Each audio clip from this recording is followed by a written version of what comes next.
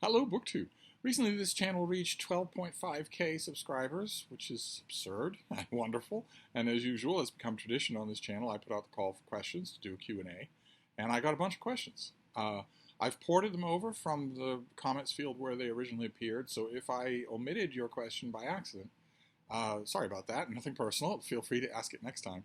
But I've got the rad pad all fired up here. We're going to go through these in 30-minute blocks until we get to the end. And I have only glanced at these as I was copying them, so there may be some umming and ahhing, but probably not much, considering how omniscient I am. So question number one is secular perspective. My favorite Boston Irish Catholic has reached yet another milestone. In that respect, I wish to ask you a question. How many Boston Irish Catholics do you know? As much as I love Peter Jackson's film adaptation, Lord of the Rings trilogy, there is no getting around the fact that many things were left out from the book, only natural, I suppose, since films are constrained by more limitations than their book counterparts. So my question is, was there a salient part from the books you wished made it into the film? I would have liked the inclusion of Aragorn and Legolas's lament for Boromir. I could do without Orlando singing. Okay, without Orlando Bloom singing. Thank you very much. But there is an element, specifically from The Two Towers and The Return of the King, that isn't in Peter Jackson. He just decided to leave it out, and it's persistent. You can see it in his wretched Hobbit trilogy of movies, too. And that is the weird depowering of Gandalf into a kind of a grumpy old comic relief hedge wizard, which might have been fine for Gandalf the Grey, but Gandalf the White tells us himself that he's the most dangerous individual being on Middle-earth other than Sauron, and can contest with Sauron individually and suffer no ill will, no ill harm. And in the book, that's made a lot clearer than in the movie. In the book, he not only rides to the relief of the ragged column of soldiers from Osgiliath and turns back the Nazgul, but he also has that wonderful scene, a fantastic scene, that is meant to parallel his moment with the Balrog in Moria. That scene when Grond, the hammer from hell, the battering ram, knocks down the gates of Minas Tirith, and the only thing standing there in front of the Witch King of Mangbar, the only thing standing in the front of the chief of the Nazgul, is Gandalf on Shadowfax. And he says, "Turn back. You can't pass here. You are a foul creature. You are a slave." And it's not Gandalf the Grey who can do that. It's Gandalf the White on the greatest horse in the history of Middle-earth. And it's inconclusive. The Witch King does not strike him down. They do not engage in battle. The Witch King is immediately called away because of the ride of the Rohirrim. But in the Peter Jackson movie, Gandalf is simply and easily beaten. He's simply going to die. His life is saved. His renewed life is saved by the appearance of the Rohirrim.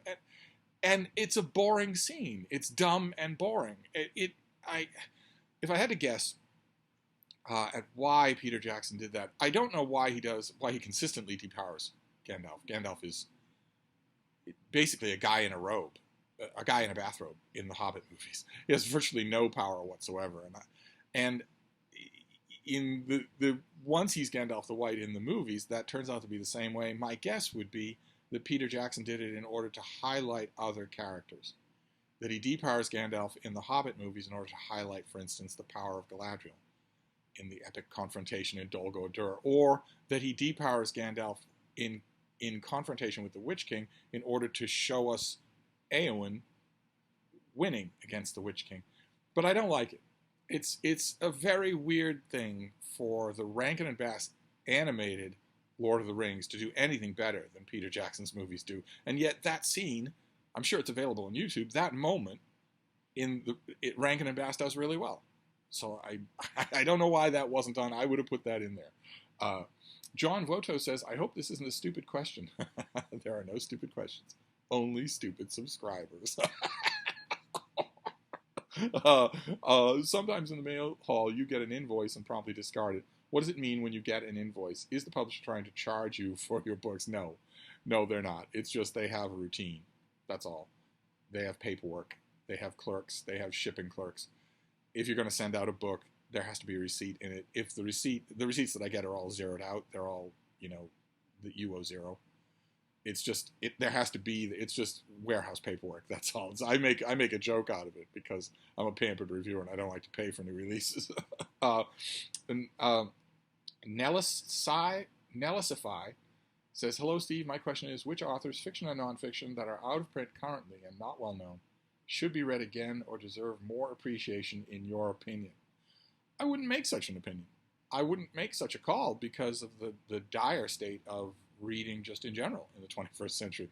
It drives me crazy when members of my own profession, when critics decide that they're going to jump on, the John Williams bandwagon for the 80 millionth time, or they're going to elevate Murname as a master. Oh, the master. Ah, yes, the master. When you'd never heard about him before, who was it? FSG reprinted him and called him the master. You'd never thought about him before then. And all of the people who jump on those bandwagons, all the people who go right after the most obscure, unread, unknown, unreprinted authors they can think of, have not read Dickens. They haven't read Jane Austen. They don't know Shakespeare. Whether they've read a couple of plays, they certainly haven't read them all and know them. It always bugs me. That always bugs me when somebody when a critic, for instance, goes on and on about a lost classic. Hey man, you're really into vinyl. You really got to know this author. I mean, no other author's really this great. I always want to say to them, do you know the Bronte sisters? You read their work since high school when you were made to. Do you know Taleb Genji? I don't think you do. And you've mentioned in a few videos that you can read in 8, I think, languages. Which books you've read isn't translated yet into English that you would love to see translated? Well, on my mind right now is the second book by Antonio Scarlatti in his projected trilogy of historical novels about Benito Mussolini. I've read the second book, but it's not translated into English yet, and it's brilliant. This is going to be a brilliant trilogy unless the ball is dropped in the third volume. Thank you for your interesting and entertaining videos. Always looking forward to them. Well, thank you. It's my pleasure, believe me. Anastasia B says, "Dear Steve, thank you for doing these videos. They have become a kind of comfort blanket for me." What kind of a comfort blanket can it be? Does your store-bought comfort blanket periodically tell you that in about 10 minutes you're going to be dead? My question is whether you think someone who is not a native English speaker can write good and engaging nonfiction books in this language. Do you have any recommendations for achieving such a goal? Of course, such a person can do that. Of course they can. You have to know the language. That's all. You have to be not only proficient, but completely fluent in the language. I don't want to be helping you to learn English if you write a nonfiction work about the life of Pompey the Great. I'll have other things on my mind when I'm reading such a book, and you should have other things on your mind when you're writing it. So fluency. But after that, the recommendation I would give is the same that I give at any kind of what this boils down to is a writing prompt, which is practice. Endless amounts of practice. Hours and hours of practice. The people who tend to ask these questions write maybe once a month. Sit down and write anything at all, maybe once a month, when it has to be long stretches every day. Tomorrow's Classic says, let's see here. Hi, Steve. Congrats on another milestone. Number 1, have you ever met a gorilla in the wild? What was the experience like? I never have. I can tell you what one part of the experience would be like, which would be entirely pooping my drawers. But I haven't ever done that. Number 2, will Joe Biden be remembered as a good president or simply the guy that had the chance to stop Trump but didn't? He will mostly be remembered as the guy, first of all, was president when Roe v. Wade was repealed, which is going to be a big deal. As far as legacies go, that's a big deal. But most especially, prominent beyond anything else, the guy who could have stopped what's coming and didn't. Had the power to stop it and didn't. Because he wasn't willing to play hardball because he wanted a gentleman's club that had vanished 50 years before. Number 3, what are your thoughts on the new actor cast for the 14th Doctor Who? Nikuti Gatwa? Is that how you say his name? I saw him in Sex Education and liked him. He didn't. Some of the people who've been watching this news, especially Whovians, were going nuts about how he was obviously, James Earl Jones material. He was Olivier material in Sex Education. He's not. But it'd be definitely interesting to see. I don't have any hope on the subject whatsoever. I don't have any hope. The showrunner is changing. That could mean that the show will be more watchable. But I don't have any hope. Nikuti Gatwa is a competent actor, but so is Jodie Whittaker. and her run on the Doctor was not only bad, but infamously bad, because it all depends on the ecosystem of the show. And as I've said many times before, and I know it's not going to happen, but I feel like I should say it anyway, it isn't just that the showrunners and producers of these treasured cultural icons are realizing that the gigantic backlash against their vandalization of these properties is correct. That the people who were crying these things down for taking the weird woke turns that they did were right. That those people were not Nazis. They were genuine longtime fans who don't like what was being done. It's not enough that the showrunners and producers of these properties realize that. They also have to retcon what they did. In the case of Doctor Who, specifically one episode, The Timeless Child, which has to go. It can't stay in Doctor Who continuity. It can't be continuity and have Doctor Who be Doctor Who. The first Doctor was William Hartnell. Period. If you don't specifically address that episode, then no other changes that you make matter. I might say the same thing about a whole bunch of other intellectual properties, a whole bunch of cultural iconic properties. But we'll move on because we want to get this done in 3 or 4 videos. Birdie and Poppet. Firstly, thank you, Steve, for all the fun and wisdom your videos provide. All fun, I hope. Wisdom. I was wondering, as you read so many books, how often you are positively surprised by a new work of fiction. It very seldom happens so far in 2022. I'm starting to get a little worried about 2022. We're near anyway the halfway point of 2022. The halfway point when I am making preliminary lists for my grand year-end Steve Reads book list of the best and worst books of the year. I'm making those lists, and June is typically the period in the year when I really take stock, when I go through those lists and really solidify them. Theoretically speaking, it's never true because the publishing season is not uniform, but theoretically speaking, about half of those spots should be taken already, and there's nothing for a lot of those genres. There's nothing. I just have to hope that it gets better. Let's see here. Foothill Element says, "Hi Steve, I hope this makes it to the 12.5K Q&A. I recently picked up the Libertine Reader and the Decadent Reader, both by Zone Books in New York. Aren't those pretty paperbacks? Those are really pretty. They are softcover books with French flaps and are quite nice publications. Yes, they have the sort of a gauzy overlay on the cover art. What experience have you had with these and other Zone books? Those, I think, are the only 2 that I've ever looked at, and I like them both. I knew immediately that I wasn't going to keep them. They aren't for me. But you got to love it when really good editorial care is matched with such great design. Steve Austin says, Steve, you've given great tips on fast reading. Now are there any for memorizing what you read? I find myself forgetting the contents of a book quite easily if I don't take long, extensive notes, which at least triples the time I spend on a book, even when I'm extremely interested in the subject. I have been told by friends of mine that my recall of what I read, even what I've read decades ago, is better than average. And maybe that's just mental wiring. It could be there's an element of that, but I don't believe it. I don't think my mental wiring was any better than anybody's when I got into reading. I think it's practice, just practice. And also using what you read. It's true with anything, even learning a language, is that you'll remember it better if you use it, if you work with it. But I'm thinking mostly practice. That's all. When you finish a book, how long do you remember what's in it? In any degree of specificity, how long do you remember that? Chris Bianchi says, "Hi Steve, how did calzones become your meal of choice for guests?" There's a place next door that serves them, and they're delicious. The portions are huge. The guys over there are wonderful. So that it sort of solves itself. Why go afield when the place, it's literally 30 feet away. So what was your favorite thing about working at Barnes & Noble that you missed the most? Well, I can't say. Once upon a time, I would have said I missed dealing with my customers. I had lots and lots, hundreds and hundreds of regular customers, and we talked books all the time. We gave each other crap all the time. We made recommendations, mostly me to them, but sometimes them to me all the time. But I don't miss that because I have that. I have that on this channel. That was pointed out to me years ago. An old colleague from bookstores pointed out, boy, you've developed the same relationship with your followers on YouTube that you had with your customers. There's barely anything that's different except physical contact. So I can't say that anymore. Instead, I would say the serendipity of new arrivals. I can patrol the new upcoming lists of books, the publisher catalogs. I can do that till I'm blue in the face, and I do. I do that a lot. But I did that anyway. When I worked in bookstores, I didn't get rid of that habit. I kept that habit. I would keep a little list with me that was famous. I was infamous for my little list with the book and the ISBN on a little folded sheet of paper that I kept with me at all times.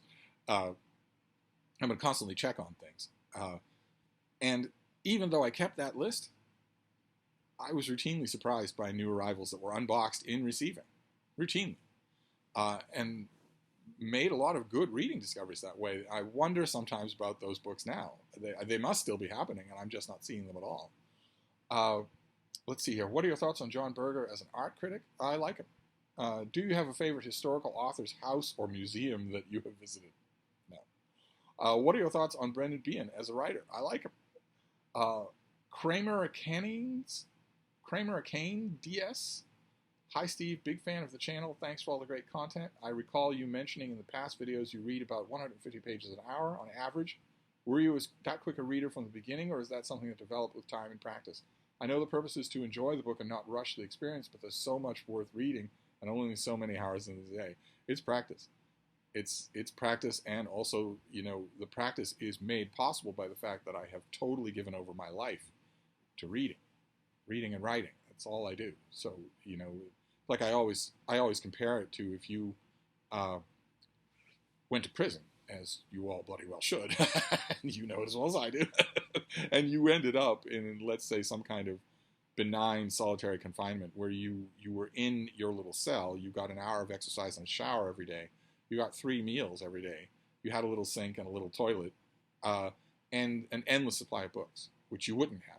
In the American prison system, you absolutely wouldn't have that. But if you did, and it was literally the only thing that you could do, your reading speed would go up too, believe me. Let's see here. J. Scott Phillips says, I have asked all of my closest bookish friends, and I have a lot of them, but not one of them seems to have a satisfactory answer to what I believe to be a fundamental question. Oh my God, this sounds bad. So I am moved to turn to you for definitive answers, Steve, for which I am embarrassed now that I did not come to you in the first place. Well, let that be a lesson to you. Your so-called literary friends. They pale in comparison to the wonder that is Steve.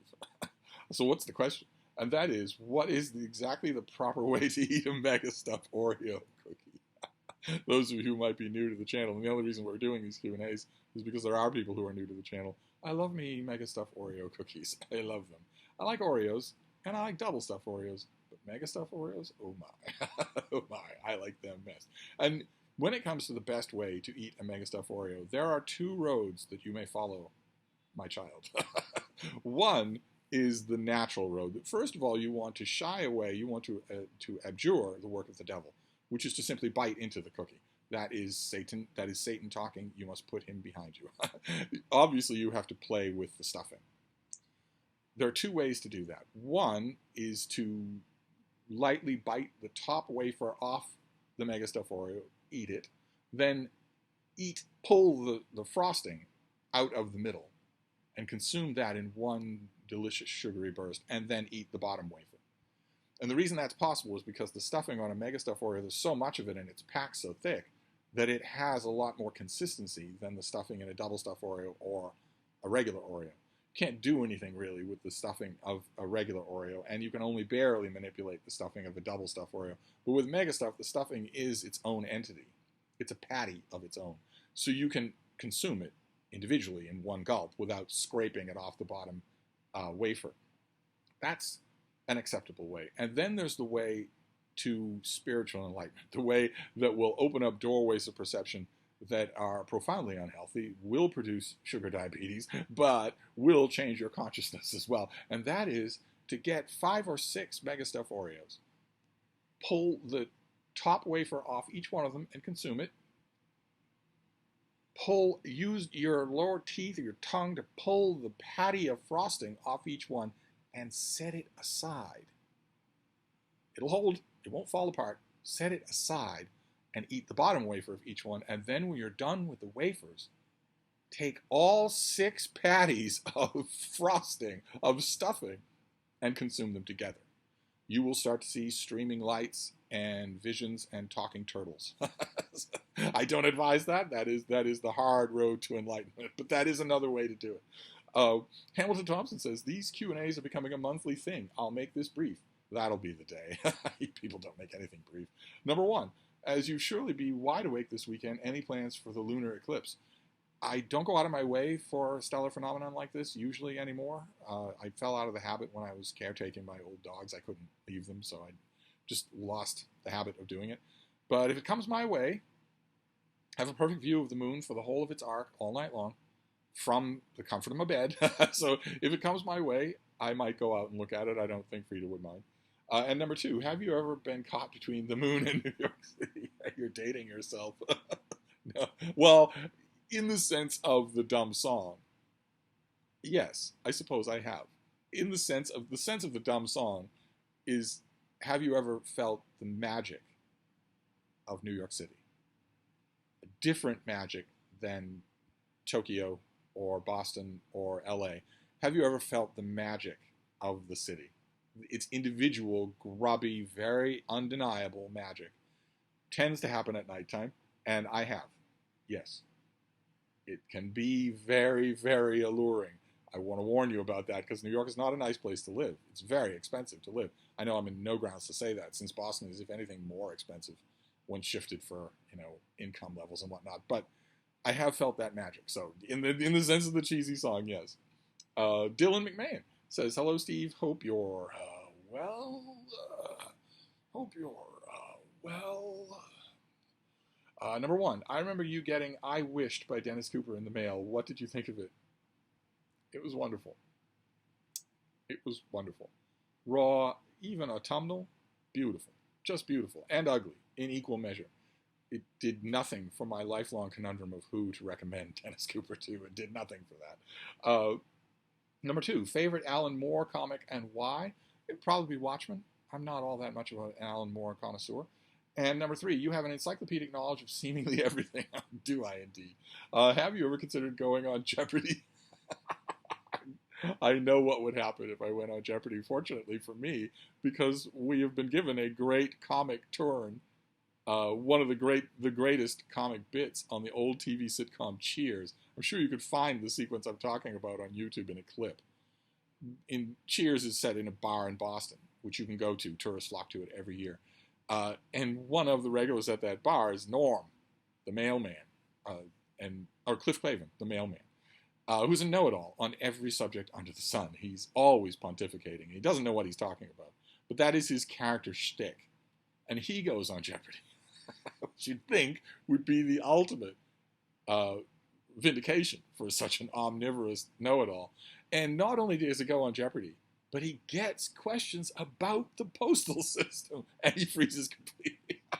He freezes completely. And I know that would happen to me. If I went on Jeopardy, I know the categories would be dogs, dead Kennedys, dead Romans, Meg, and I would just go, I know I would have a Cliff Clavin moment. So no, I have to go on Jeopardy. Francisco Martin says, in one of your mail hauls, you laughed at a reviewer in a periodical that confessed not having read the author's previous work, one of her most famous.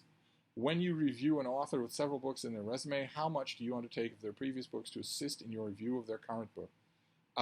Well, I myself, I come from the tradition in which it's kind of standard that you know the author's body of work when you review a new book by that author.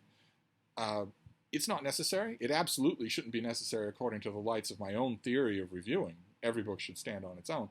But authors of fiction especially are working minds. They're working seams of their own preoccupations with certain topics.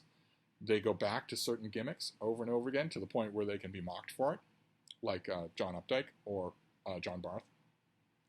The more knowledgeable the reviewer is of that, the more they're going to see where this book fits in the mosaic. If you're reviewing the seventh novel by a well-known novelist, lots of your readers are going to want to know, what is this book compared to all the others? I'm invested in the author. Tell me about that as well. Like, for instance, if you get the unenviable task of reviewing the new Don DeLillo, most of the people who read that review are going to want it to be a commentary on Don DeLillo, not on the book itself. I don't know that that's entirely right, but that is the way it works. And you can definitely tell when a reviewer just doesn't know what they're talking about. But I have a little bit of an advantage here because the aforementioned, I remember a lot of what I read, and I have been reading these authors, most authors, for so long that I don't need to go back and do any kind of legwork when it comes to something like that. If Ngugi Wa Thiong'o comes up with a new book, for instance, I've read everything that he's written, and I remember it. So I unlike, for instance, a Washington Post reviewer or a Cleveland Dispatch reviewer who gets his new book, editor says, I'd really like a review of this thing, and the person has no idea who Thiong'o is and has to go and read all the backstock. I'm not in that position because I've been doing the new release market has been my beat as a reader for a long time. How are we doing for time? Oh, we're fine. Let's do another one. Alan Black says, has a barrage of questions. Question number 4. I recently went on a trip to... Did we see you already? Maybe you've got one early coming up. I recently went on a trip to the Orkney Islands where I bought the Orkney Inga saga from a small bookshop. What was that like? What was that like? That's an amazing story right there. What are your thoughts on this saga? I like it. I think you'll find it entertaining, but I want to hear about the bookshop. Definitely. Question number 5. Have you ever...